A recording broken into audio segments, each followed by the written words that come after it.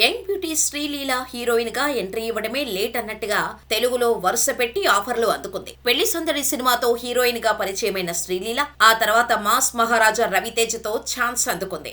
ధమాకా సినిమాలో అమ్మడి డాన్స్ కి ఆడియన్స్ ఫిదా అయిపోయారు. ఇక్కడి నుంచి వెనక్కి తిరిగి చూసుకోలేదు ఈ యంగ్ సెన్సేషన్. ఎంతలా అంటే నెలకు సినిమాతో ప్రేక్షకుల ముందుకు వచ్చింది. కానీ ఆ సినిమాలు అనుకున్నంత సక్సెస్ కాలేదు. అలాగే శ్రీలీల పాత్రకు పెద్దగా స్కోప్ లేకుండా పోయింది. ఒక్క భగవంత్ కేసరి సినిమాలో తప్ప ఈ బ్యూటీకి ఇంపార్టెన్స్ ఉన్న క్యారెక్టర్ ఒక్కటి కూడా పడలేదు.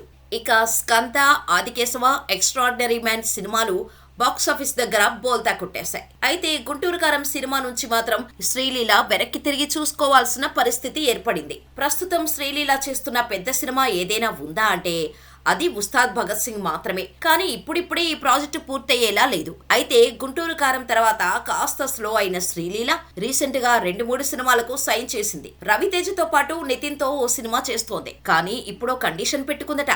అది ఎంత పెద్ద స్టార్ హీరో అయినా సరే రిజెక్ట్ చేయాల్సిందే అన్నట్టుగా ఉందట. ఇప్పటి వరకు శ్రీలీల ఎక్కువగా మరో హీరోయిన్ తో కలిసి స్క్రీన్ షేర్ చేసుకుంది.